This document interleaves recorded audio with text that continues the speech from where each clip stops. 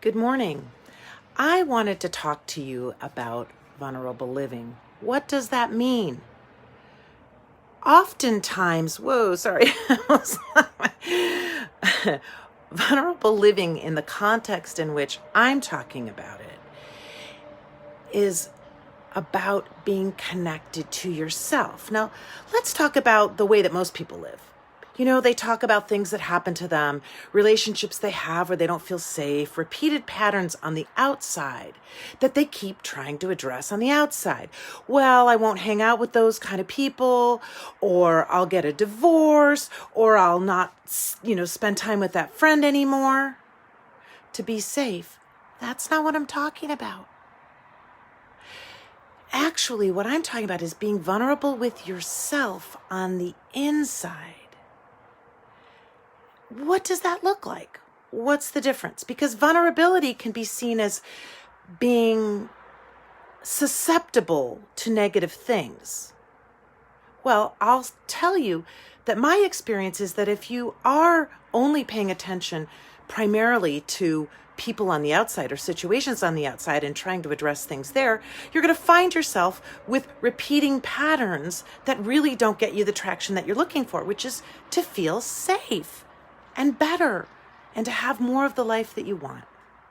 So what it looks like when I'm talking about living vulnerably is that you pay attention to that vulnerable self inside.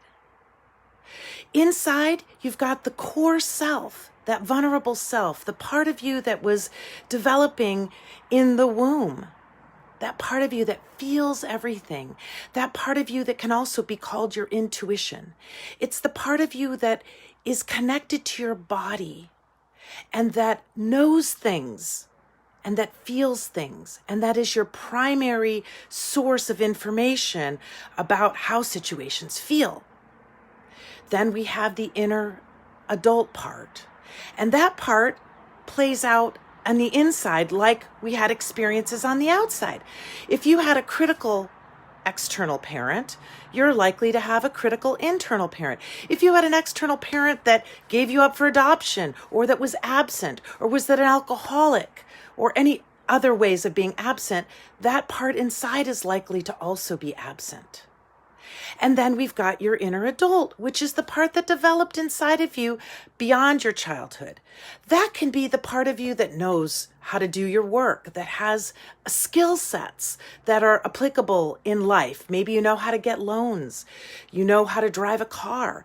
That part developed long after that vulnerable self. So what I find a lot of people doing in their life is they'll go around in their adult self and they can't understand. There's no communication with that vulnerable self. We've learned, a lot of us as adults, to not pay attention to how we feel about things, to not pay attention to our intuition, to not notice the things that go on in our body when we're with people that don't feel safe and we just push it down and say, I've got to keep this job, or I'm in this marriage, I've got to stay in this marriage. I got to just push through. We ignore that part. In vulnerable living, what I'm inviting you to do is to get your order of operations correct, to focus inside, to no longer be focusing on the outside. Now, what you want to do is look at the outside and see how you feel about what's going on around you. And as you develop a loving inner parent, that inner parent is the part that checks in with that vulnerable self and says, how are you feeling? I'm paying attention. I'm not ignoring you anymore. And then what you do is you create this connection inside between the loving parent and the inner child. And notice what you need. You pay attention to what you need, not what others need of you, or what you need to try to do to get other people to be different for you. That never works, does it? I'm talking about you shoring yourself up inside by paying attention to what's going on, and by noticing that it's your job to pay attention. It's your job to meet your own needs. This is called not only vulnerable living, but being an emotional adult. It's a whole different way of living. When you notice the patterns on the outside, they're teaching you what you're not paying attention to on the inside. Now, here's another piece that's important in this. When you're living vulnerably, you'll notice that often your adult part has tools and skills and ways of being in the world that don't acknowledge what you're feeling. So, how do you remedy that? The way to remedy that is to have the adult parent inside pay attention and notice what's going on, and then convey that to the adult.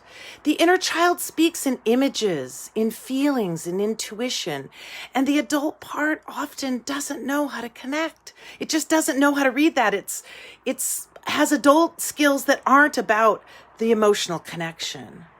And often that adult part just ignores those feelings. It just pushes through. It's a hard worker. It's diligent. It's smart, but it's not connected up inside. And that gets us into trouble. So when I talk about vulnerable living, I'm not talking about giving your child anymore out to other people in the world to take care of. I'm actually saying bring that inner child, pay attention, protect that inner child from those outside of you who you've tried to have look out for that part of you. It's not their job. And they don't do it very well. As a matter of fact, most people out there are trying to give their inner child to you or others to fix or take care of. No, start noticing what you need and take care of yourself. It's going to be risky. People on the outside might not like you taking care of yourself, but it doesn't really matter. What really matters is that you take care of yourself. That's my thought. Those are my thoughts for the morning. If you have any questions about what I've said or need me to flesh out more things about what I mean by being vulnerable with yourself, please leave them in the comments below, and I'll create more videos and or I'll answer your question directly. Thanks for hanging out with me. Hope you got something important out of this. Have a great day.